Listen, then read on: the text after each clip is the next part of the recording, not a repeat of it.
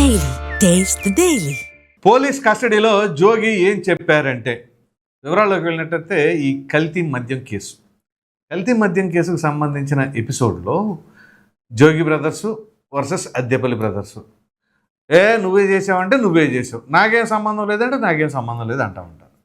So ఈ నేపథ్యంలో అక్కడ సిట్ అధికారులు కావచ్చు, ఎక్సైజ్ అధికారులు కావచ్చు, అన్ని సాక్ష్యాధారాలు సేకరించిన తర్వాత వీళ్ళని పోలీస్ కస్టడీకి తీసుకువెళ్ళి అక్కడ ప్రశ్నలు సంధిస్తూ ఉంటే ఒక్కొక్కడు మొఖాన నెత్తురు చుక్క లేదంటే ఒట్టు, దాంట్లో ఎటువంటి సందేహం లేదు. అయితే ఇటీవల కాలంలో అద్దెపల్లి సోదరులను పిలిచారు, వాళ్ళ కస్టడీలో అనేక ప్రశ్నలు సంధించారు. వాళ్ళు ప్రతి దానికి చెప్పారు ఎక్కడెక్కడ ఏం జరిగింది ఏంటి అని చెప్పేసి. దానికి తగినట్టుగా అక్కడ టెక్నికల్ ఎవిడెన్సెస్ అన్నీ కూడా, అది సెల్ టవర్ లొకేషన్ కావచ్చు, ఫోన్ కాల్ డేటా కావచ్చు, బ్యాంక్ ట్రాన్సాక్షన్ స్టేట్మెంట్స్ కావచ్చు, ఇవన్నీ తీసిన తర్వాత ఇంకేం చేస్తారు? హ్యాండ్సప్. ఇది అద్దెపల్లి సోదరుల్ని అక్కడ పోలీస్ కస్టడీలో విచారించినప్పుడు ఎపిసోడ్. ఇక తాజాగా జోగి బ్రదర్స్ వీళ్ళు మన శుక్ర, శని, ఆదివారాలు ఈ 3 రోజులు పోలీస్ కస్టడీలో ఉన్నారు. దీనికి ముందు 5 రోజులు పోలీస్ కస్టడీకి తీసుకున్నప్పుడు వాళ్ళు అప్పుడు ఏమీ చెప్పలా, ఏమడిగారు కానీ తెలియదు, గుర్తులేదు, మర్చిపోయారు. సో ఇలా కాదు, వాళ్ళ దగ్గర సంబంధించిన సాక్ష్యాధారాలన్నీ కూడా మా దగ్గర లభించినాయి అని చెప్పేసి అధికారులు మరలా కోర్టుకు వెళ్ళి పోలీస్ కస్టడీకి మాకు ఇవ్వండి అని చెప్పేసి అడిగిన పిదప అది కూడా వారం రోజులు అడిగితే ఎట్టకేలకు కోర్టు 3 రోజులకు అనుమతి ఇచ్చింది. ఇచ్చిన తర్వాత జోగి రమేష్ని, ఆయన సోదరుడు రాముని, ఇద్దరిని కూడా విచారణలో అనేక ప్రశ్నలు సంధించారు. ఇందులో మొట్టమొదటిగా ఈ యొక్క మద్యానికి సంబంధించిన వ్యవహారంలో అసలు ఏంటి అని అంటే ఆయన చెప్పింది ఏంటి అంటే, అసలు నాకు ఏ పాపం తెలియదు, మొత్తం చేసింది అద్దెపల్లి బ్రదర్సే అంట. అసలు అద్దెపల్లి బ్రదర్స్కి వాళ్ళు ఏమైనా రాజకీయ నాయకుల, ఎవరో ఒక రాజకీయ నాయకుల అండ లేకుండా ఇలాంటి స్కాములు చేయడానికి ఏమైనా సరే అవకాశం ఉంటుందా? పోనీ ఇంతమంది వైసీపీలో నాయకులు ఉంటే వీళ్ళెవ్వరికి తెలియకుండా జోగి రమేష్కే ముందు తెలిసింది, అది ఇబ్రహీంపట్నంలో. సో అదేవిధంగా ఏదైతే తంబళ్ళపల్లె, ఈ తంబళ్ళపల్లి ములకల చెరువు ప్రాంతంలో, ఈ ములకల చెరువులో కూడా ఇదే పరిస్థితి. అయితే అసలు తంబళ్ళపల్లి ఎక్కడుందో నాకు తెలియదు, ములకల చెరువు ఎక్కడుందో నాకు తెలియదు అన్నాడు. నేను ఇంకా షాకింగ్ ఇది. ఏ రాజకీయాల్లో ఉన్న వాళ్ళకి ఏ నియోజకవర్గాలు అంటే అన్ని నియోజకవర్గాల మీద పట్టు ఉండకపోవచ్చు, కానీ ఒక ఎపిసోడ్లకి జరిగితే అసలు నాకేమీ తెలియదు, అసలు ఆ ప్రాంతం తెలియదు, నాకు ఆ ప్రాంతంతో సంబంధం లేదు అని చెప్పేసి అన్నారు. అంటే మరి అద్దెపల్లి సోదరులకి వాళ్ళకేం సంబంధం? వాళ్ళు ఇబ్రహీంపట్నం వాస్తువులేగా, మీ ఊరోళ్ళేగా, మీకు 2 బజార్లు అవతల యువతలో ఉన్నవాళ్ళే, మరి వాళ్ళకి ఎలా ఉంది? పోనీ వాళ్ళు చెప్పక మీ పేరే ఎందుకు చెప్పారు? పోనీ మీకు వాళ్ళకి సంబంధం లేదనుకుంటే ఆ సెల్ ఫోన్ టవర్ లొకేషన్ ఆధారంగా ట్రేస్ అవుట్ చేసినప్పుడు వాళ్ళ బ్యాంక్ ట్రాన్సాక్షన్స్ కావచ్చు, వీళ్ళ ఫోన్ కాల్లో మాట్లాడినప్పుడు కావచ్చు, అదే సమయంలో జోగి రమేష్తో మాట్లాడుతున్నప్పుడు జోగి రమేష్ పక్కన ఎందుకున్నాడు? అసలు ఏం మాట్లాడుకున్నారు? పలు సందర్భాల్లో 32 కాల్స్ ఏమో ఉన్నాయంట ఒకేసారి. మరి ఎందుకు మాట్లాడుకున్నారు, ఏం మాట్లాడుకున్నారు అనేది కూడా ఉంటుంది కదా. పోనీ ఓపెన్గా ఇంకా నయం ఆ క్లిప్పింగ్స్ కూడా బయటకు వస్తే అప్పుడు అసలు కథ కూడా బయటకు వస్తుంది బహుశా. ఇది ఇలా ఉంటే ఇక్కడ ఈ మద్యానికి సంబంధించిన దాంట్లో ఏదైతే ఇప్పుడు సాక్ష్యాధారాలన్నీ సేకరించారు కదా, ఆ సాక్ష్యాధారాలను కూడా ఇదే జోగి బ్రదర్స్ ముందు పెట్టారు. ఇదిగో ఈ సమయంలో ఇక్కడ ఉన్నారు, ఈ సమయంలో ఇక్కడ ఉన్నారు, ఇదిగో మీరు వీళ్ళతో ఏం మాట్లాడారని చెప్పేసి అంటే, ఏమోనండి మాకు తెలియదండి, మేము గుర్తులేదు, మేము మర్చిపోయామండి. మర్చిపోయారా? ఇది మాత్రం గుర్తుండవా? అంటే సాక్ష్యాధారాలు తీసుకొచ్చి ముందు పెడితేనేమో గుర్తులేదు, మర్చిపోయాం. సాక్ష్యాధారాలు ఏమీ లేకుండా ప్రశ్న ముందు సంధించినప్పుడు మాత్రం అదిగో వాళ్ళే చేశారని చెప్పేసి అంటూ ఉంటాం. సో దీనిని బట్టి ఏంటి అర్థం? అక్కడ క్లియర్ కట్గా ఆ క్రైమ్లో వీళ్ళందరూ కూడా భాగస్తులు కాదు, ప్రధాన వీళ్ళు ఆరోపణలకు ఎదుర్కొంటున్నట్టుగా కాదు, వాస్తవాలు ఉన్నట్లుగా క్లియర్ కట్గా తెలిసిపోతూ ఉంది. సో ఇంకెంత బొకాయిస్తారు అంటే, ఇక్కడ అన్నీ చేసి కూడా ఈ రకంగా నేను అమ్మవారి ముందుకు వచ్చి ప్రమాణం చేస్తున్నాను అని చెప్పేసి బొకాయించే ప్రయత్నం చేశారని చెప్పేసి అనుకోవాలా? కనకదుర్గమ్మతో ఆటలాడితే మామూలుగా ఉండదు, అమ్మవారి సంగతి ఎలా ఉంటుందో తెలుసు కదా. అమ్మవారి ఆగ్రహం కట్టలు దించుకుందంటే ఇక మామూలుగా ఉండదు.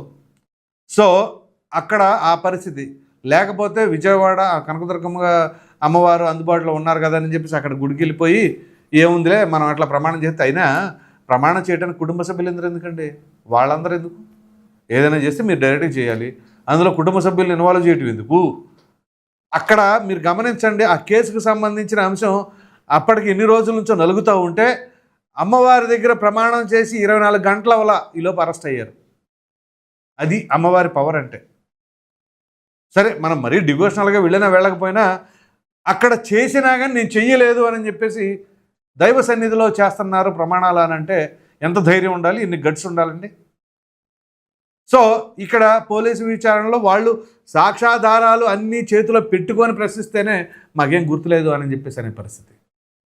అవే సాక్ష్యాధారాలు లేకుండా ఏదో గత ప్రభుత్వ హయాంలో లాగా ఇష్టానురీతిగా లోపలికి తీసుకెళ్ళి పడేసి ఉంటే అప్పుడు క్వశ్చన్లు కూడా అడగటాలు ఏమి ఉండవులేండి. అప్పుడు ఆ ట్రీట్మెంట్లు వేరుగా ఉండేవి గత ప్రభుత్వ హయాంలో.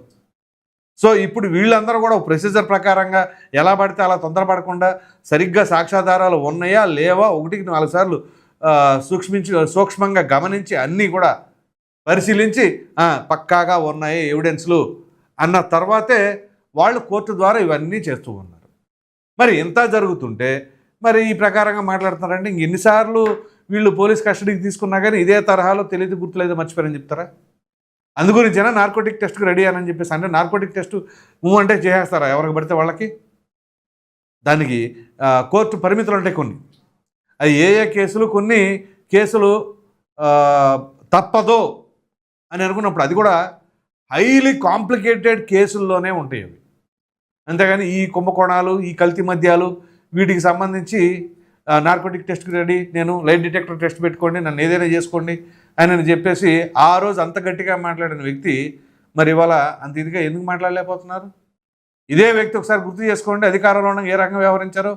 అది చంద్రబాబు నాయుడు గారు ఇంటిపైకి వెళ్ళడం కావచ్చు, అలాగే సభలో పేదలకు ఇళ్ళు మంజూరు చేసే సభ వేదికగా పవన్ కళ్యాణ్ గారిని ఉద్దేశించి ఏ రకంగా మాట్లాడారు పీకే అని ఎలా పెడతలాగా నేను ఆ పదాలు వాడదలుచుకోవాలా.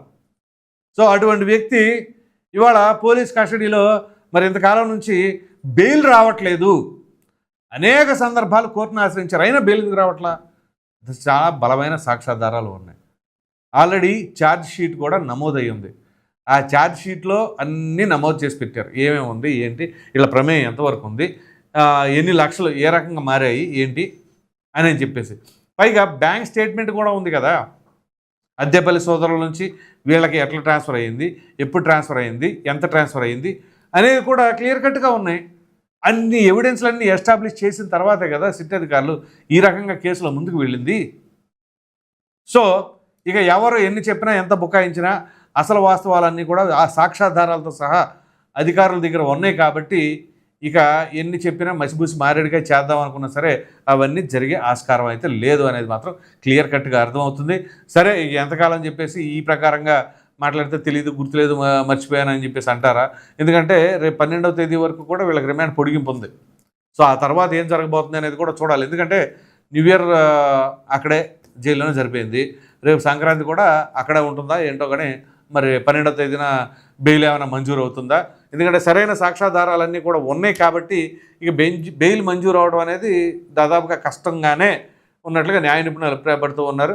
మరి ఈ తరుణంలో దాన్ని వైసీపీ ఏమైనా సరే ఎలా చెప్తారా ఏంటి, దాన్ని ఎలా డిఫెండ్ చేసుకునే ప్రయత్నం చేస్తారా, ఇవన్నీ తెలియాలి అంటే మరికొంత సమయం వేచి చూడాలి. మొత్తం మీద జోగి బ్రదర్స్ ఎట్టకేలకు ఈ మద్యం కుంభకోణానికి సంబంధించిన దాంట్లో మొత్తం అద్దెపల్లి సోదరులే చేశారన్నారు. పోనీ అద్దెపల్లి సోదరులే చేశారు అని అంటే వీళ్ళకి ఎలా తెలుసు వాళ్ళు చేశారని?